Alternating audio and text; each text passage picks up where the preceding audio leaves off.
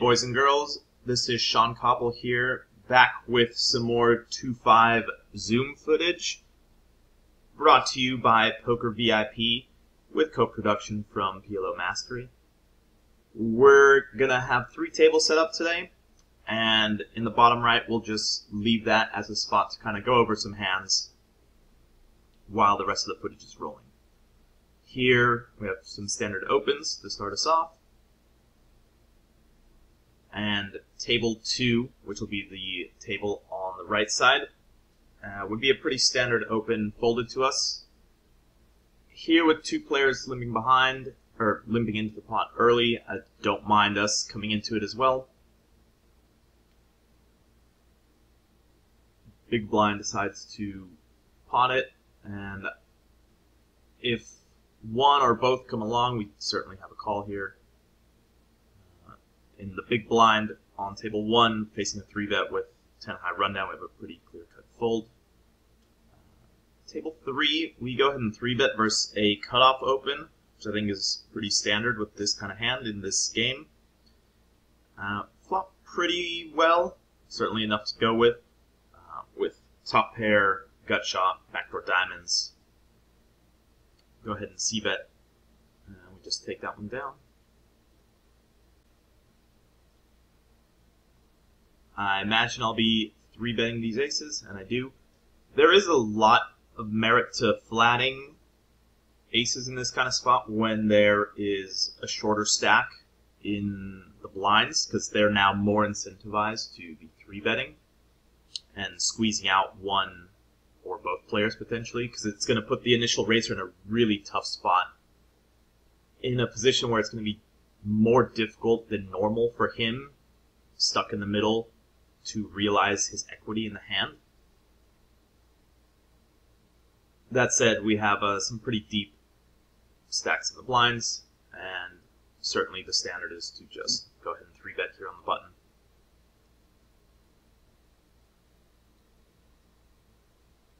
Take that one down with a c-bet, which is usually what's going to happen when you flop top set.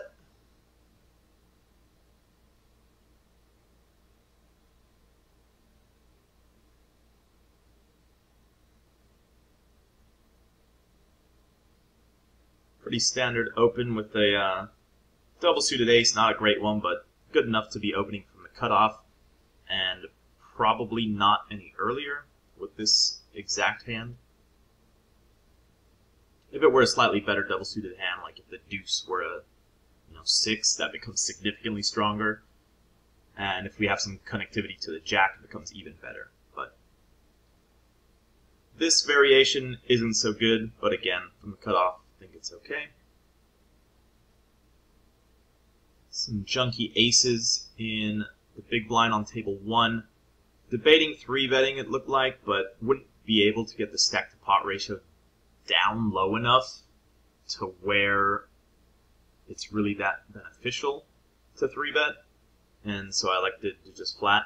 Pretty dry flop. We have our aces are still very likely good, and I decided to go ahead and lead here.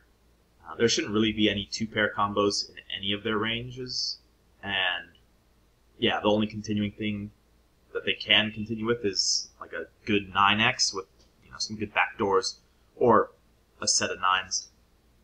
But I decided to, I think leading there is best, just to, it's going to play best, and I think we're going to best maximize our EV by leading in that spot with that hand in particular.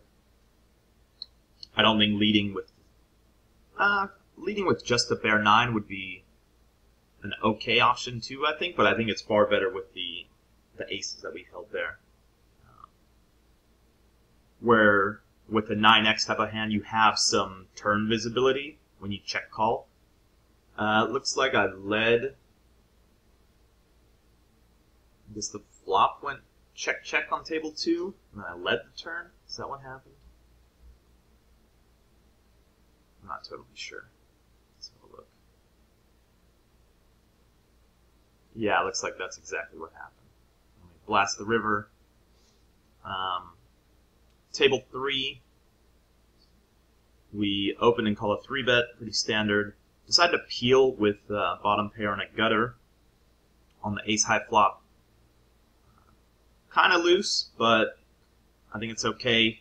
We can take a stab if they check to us on the turn, because people, I mean, I don't expect it to happen too often, but we have plenty of equity against bear ace-x top pair, and people are gonna, in general, I think, over c-bet ace-high boards. I mean, they certainly have the huge range advantage. They hold all the nuts, and we don't really hold any.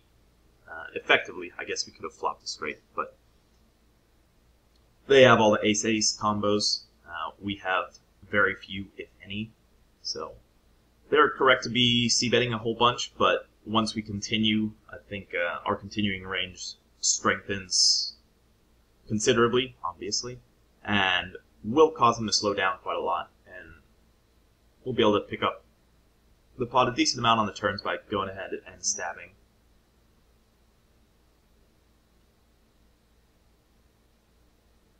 Here on table 1, I can't imagine I'll be folding. Let's look at exactly what happened here.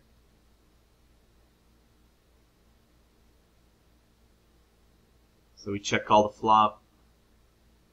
We go ahead and lead the turn, which I like. It's a card that's very beneficial to our range compared to our opponents. And on the river we make a flush. Not a great one. Well, pretty good one. But, I think we basically have a bluff catcher. The player also looks like he just instantly bets.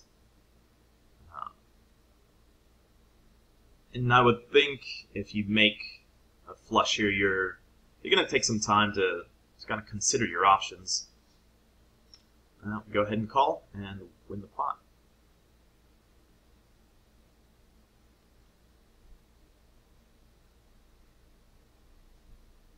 Limp pot on table 3 with the top pair. Just going to go ahead and bet for value and protection. Take it down.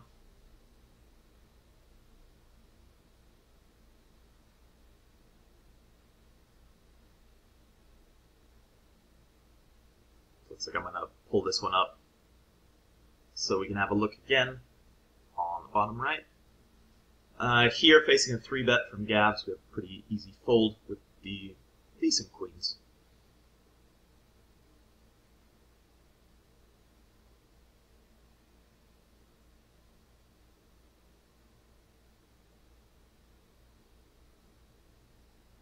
Really nice double-suited hand in the small blind, but facing the 3-bet. I think you can probably flat. You can also potentially cold 4-bet a hand like that, because the cutoff is going to be opening relatively wide. The button, as a counter and as an adjustment, is going to be 3-betting wide against the cutoff open. And, you know, even when you are going to be up against like good kings or aces with a hand like that, you're still going to be pushing quite a lot. Not pushing equity, but you have, 45% to go along with the huge fold equity immediately pre-flop, as well as on the flop. So I don't mind having that in a cold 4-bet range to go along with, obviously, the value part of your range.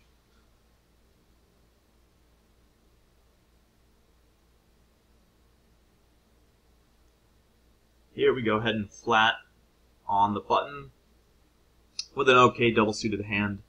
I probably wouldn't be flatting from the cutoff, but with an under-the-gun open and a seemingly looser passive player coming along in middle position, I think we have a pretty good call on the button.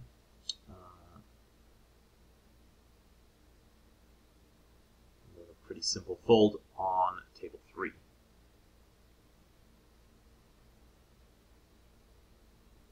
As well as on table 2. Even though we do flop top pair, it goes bet and jam. And against that, we're not doing so hot. So just go ahead and fold our top pair with the back doors.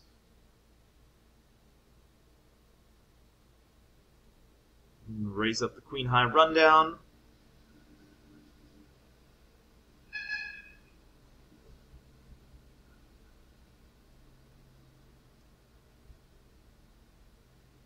Looks like yeah, looks like I 3-bet this hand on table 1. I think I would like it. Oh, I would like it more if we were more shallow. Facing the cold 4-bet, this is a very clear fold. Even if they're doing it kind of light with the types of hands that I had mentioned, you know, that 9-high rundown and stuff like that, we're not going to flop well enough to stack off, and the cost of calling out 4-bet is going to be really massive, and we're just going to lose a whole bunch of money when we do call. So, you know, if we can rewind the clock and just fold our hand pre, that's obviously what we would have done. But you just want to be making sure you're making the best decisions you can at each step of the way. Can't predict the future, right?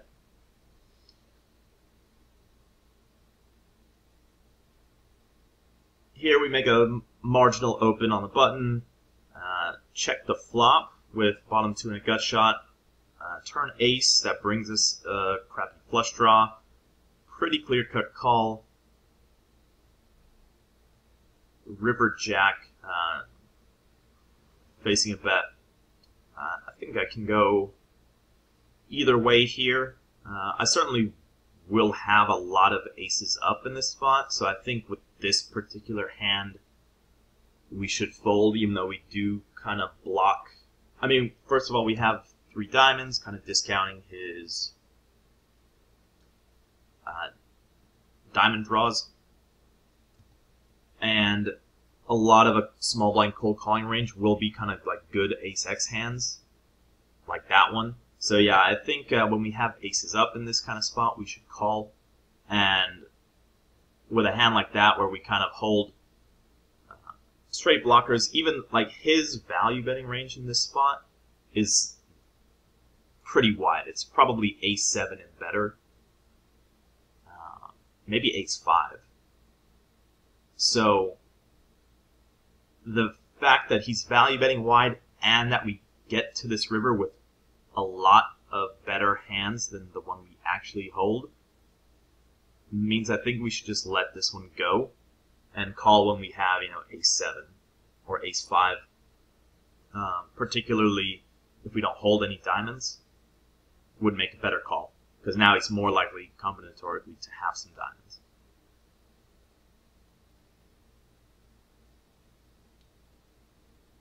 Here we call 3-bet with pretty good connected hand with a pair. Flop, you know, pretty good but not great with you know, we flop a pair, gut shot, and flush draw with stack to pot ratio of right around 2. So I think our hand's too strong to not get in, and looks like I'm debating just whether or not we should lead ourselves or check jam. Looks like I elect to lead to try and get some fold equity out of it. And goes chop chop, which is justice.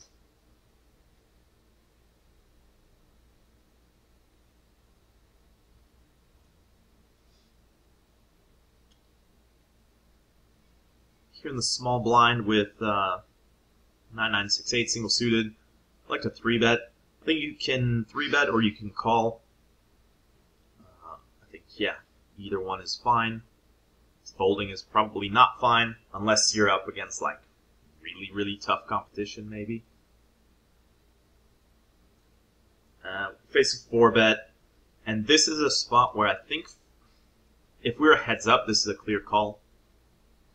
But the fact that the big blind cold calls, he is very often going to have a hand that kind of dominates this one. You know, something like a Jack, Queen, 9-10, Jack, Queen, 8-9 type of stuff. Because I think he's going to be cold 4-betting the like ace high, ace, Queen, Jack 10, single suited, double suited type of stuff a decent amount. Though that's also in his calling range, and that also dominates our particular hand. So I don't mind. I think we should just fold in this spot.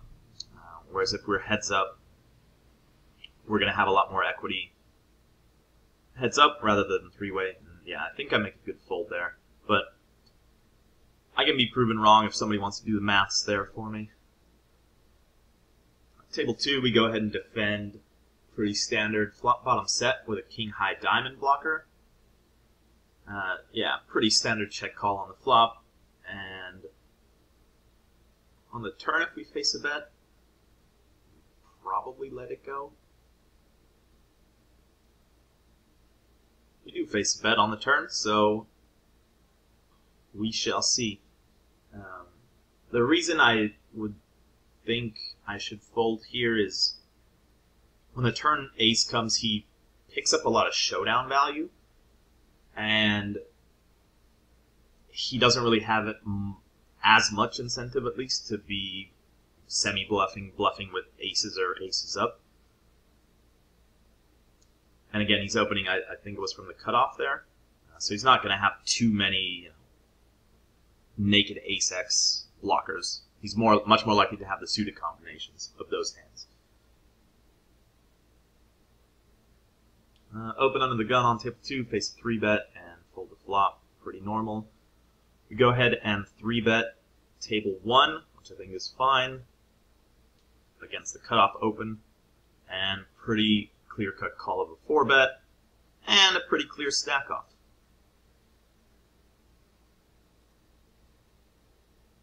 Nobody likes to run it twice anymore. We lose that one. But, yeah, clearly, obviously, perfectly played by both parties, so that's just the way a PLO rolls sometimes.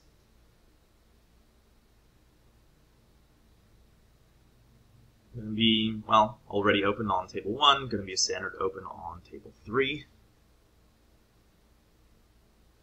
I know some of you guys were complaining about me not playing full stack before, so go ahead and reload for all you.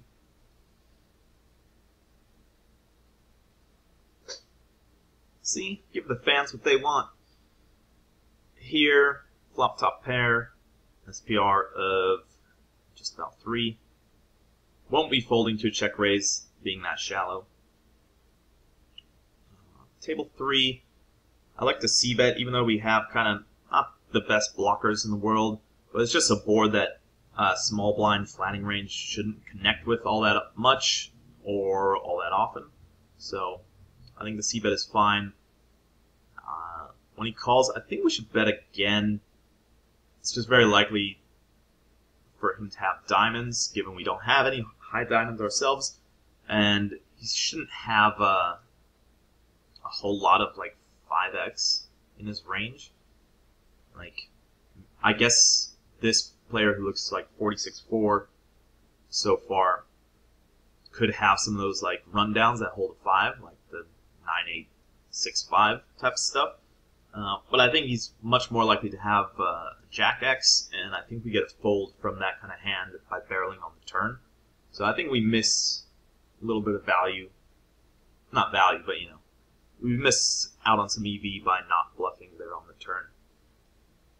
And yeah, I don't really like that desperation bluff. I think we should just give up because of everything that I mentioned.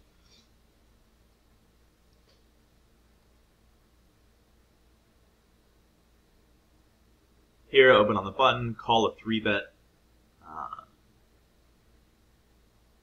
Monotone flop with top pair and a gut shot for us.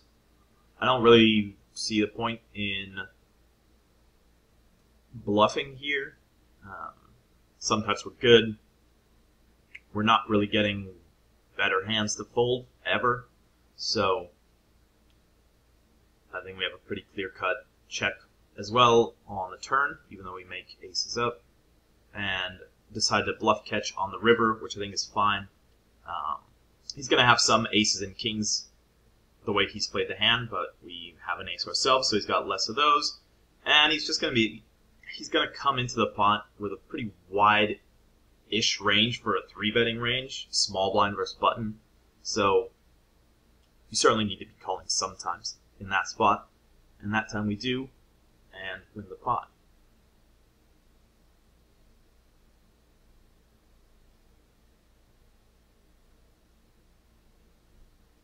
Table 3, check back with the gut shot. And turn the nuts. That's always good. Open with the ace-7-7 suited, and we're just going to go ahead and fold to the 3-bet. It's going to often be dominated, and when it's not, it's still not a hand that, when you play out of position, is going to be able to play very well and realize some equity. So I think we're going to lose more by calling the 3-bet than, on average, in the long run that is, than we are by just folding our hand.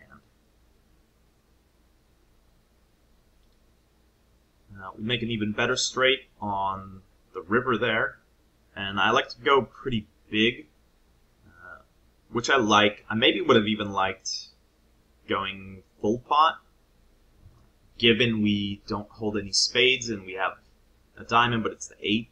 So, yeah, I think this sizing is fine.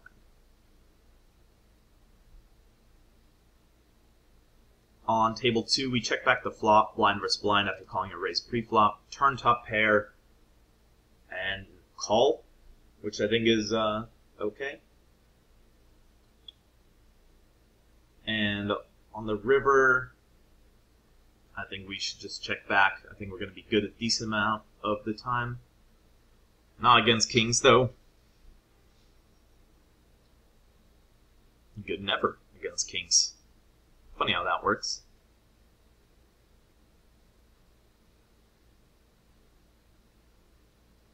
Looks like on table 1, we call a raise pre-flop. What happened exactly? Let's have a look. Let's rewind the clock. Yeah, looks like we raise it up and check back the flop. No, we bet the flop ourselves. I think it's okay, blocking top 2, and then we check back the turn and now face a river bet. I wouldn't mind calling here. We don't have a queen or a 10,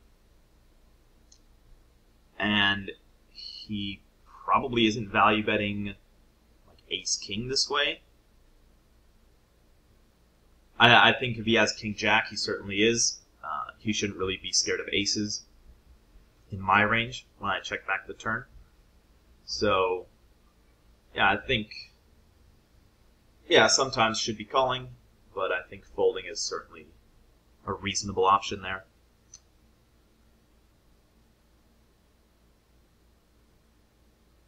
Not a great board for our aces on table 2, especially 4-way. Looks like I'd go ahead and bet. I don't really like this bet into 3 other players. Holding no diamonds, holding no 10-jack queen, holding, no blockers to anything. I think we should just check fold our hand. As kind of weak as it seems to do that, it's probably the best option that we have out of no really good options, but you just try and make the best play you can in each situation that's presented to you. And I think there we should just check, and sometimes we turn an ace, sometimes we turn a deuce when we get a free card. So it's not like all hope is lost. Very often the player in position will check back a lot of the rappy stuff and non-nutty draws that he holds.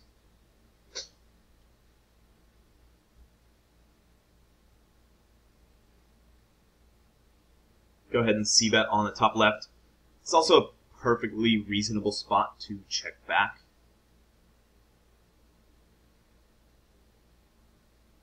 Table 3, we check back the flop 3-way, and then bet the turn, which I think is the only way to play it, and go ahead and value bet on the smaller side on the river, which I also think is the way to play it.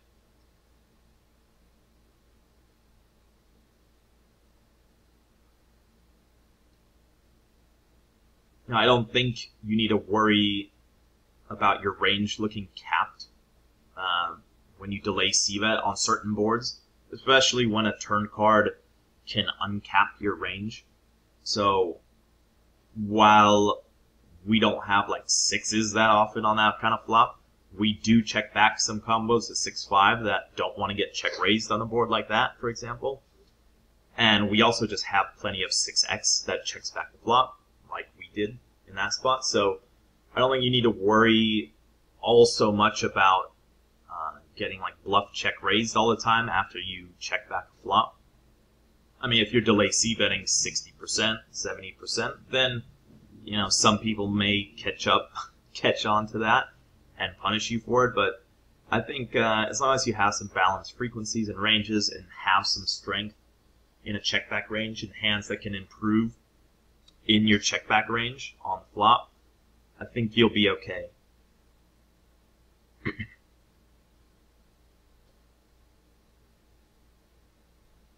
Here, maybe it has internet issues. I'm not sure why I'm taking so long to fold and check all these hands, but that's what's going on.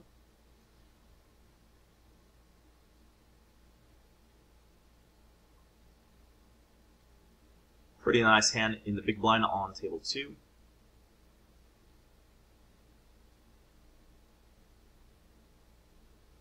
Certainly one strong enough to 3-bet for value here versus the button open.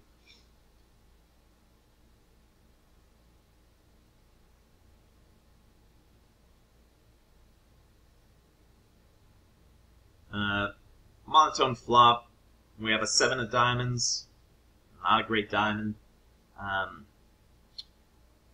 think as a standard, I would go ahead and c-bet like 1/3 pot with most of my range on this kind of board. In this instance, I like to check. We turn top pair. I think we should just check again. I don't see the point too much in betting this turn after we check the flop. We're often good. We don't. I mean, I guess we want like some small amount of protection, but not really. Like we hold some pretty good blockers to straight outs and 2-pair outs. Like if he has something like 9-jack or 9-7, we're perfectly fine. I mean, obviously not perfect, but we, block some of his equity in the hand. And so I think that one, when we don't c-bet the flop, I don't see a point in us betting the turn. And now we're kind of in this, awkward river spot where we're not really sure where we're at or what to do. He certainly played this hand, whatever he does have, kind of not standardly, that's for sure. I mean, I suppose like sets make some sense on this board, given that I should really hold any straight draws or things that can like outdraw a set on this board. Like it would be different if the board was something like 9-10-5, where now some sets might want to bet when I check the flop, because now I have a lot of straight draws on a board like that, whereas there I don't really have any sort of extra equity.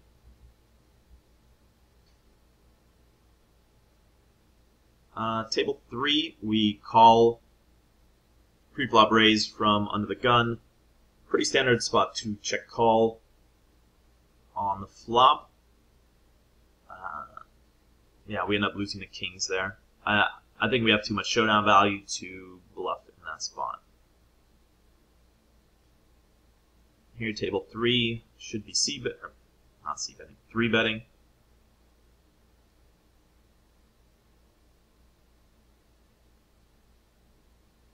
That's what we do. Table 1, I think that's a hand that I think from the hijack we should be opening. Ace, Jack, 7, 8 with the nut suit.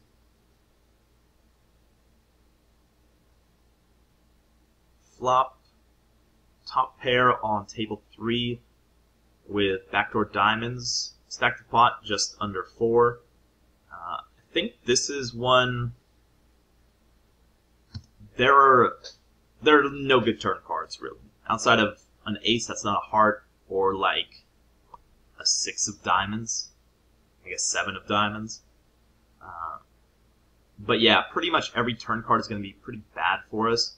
But we have a ton of equity, and I think we should try, given that we're out of position, should try and just lump it in on the flop if we can.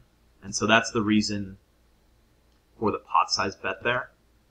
Just to shrink the stack to pot ratio significantly because we're out of position to try and realize our equity. Basically letting him know that we're not folding whatever it is that we do have.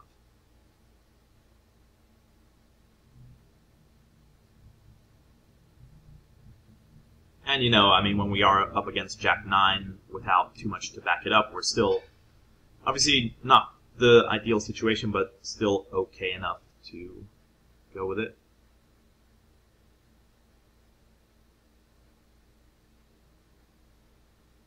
Table 2, we 3-bet aces, blind versus blind, and yeah, we're just way too shallow to fold on the flop versus the effective jam.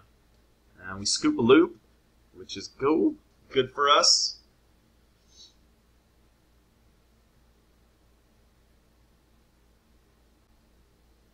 I mean, I think given the stack depths, the player in the small blind, I mean, it's an aggressive semi-bluff, but I think it's okay. I think if you're 100 big blinds deep, it's certainly questionable to check jam. But, yeah, I think given the stack sizes, it's perfectly fine.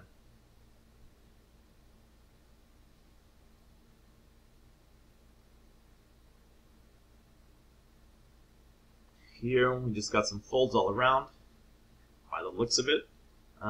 Table 3, not really a good board, especially with the cards that we hold to try and semi-bluff with the bottom gut shot. Open from the cutoff, pretty standard. And go ahead and fold in small blind on table 3.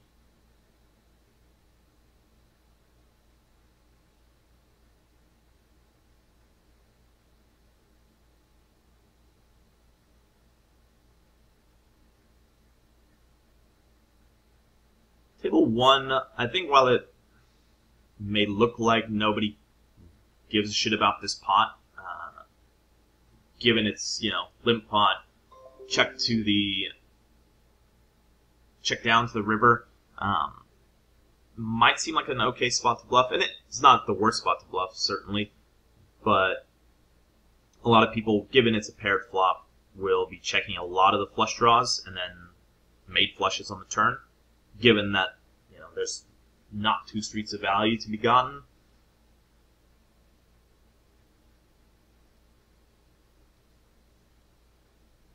Standard open on table 2, the decent double suited hand. Go ahead and flat on table 1, which I also like. Not a great hand given its rainbow, and that we have to play it from the small blind, but I mean, pretty good hand that I think we'll be able to play profitably enough.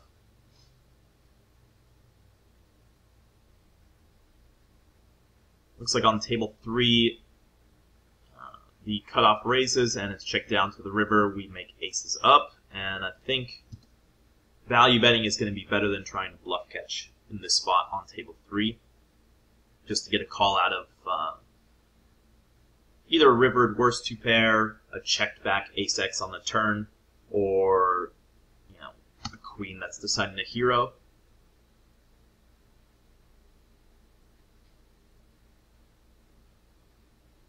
So you can see that hand there on the bottom right.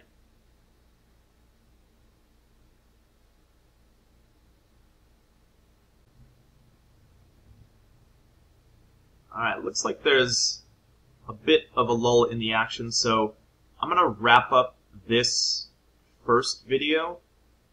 I guess it's part 3 of the series, but the first video from this recorded footage that I've got.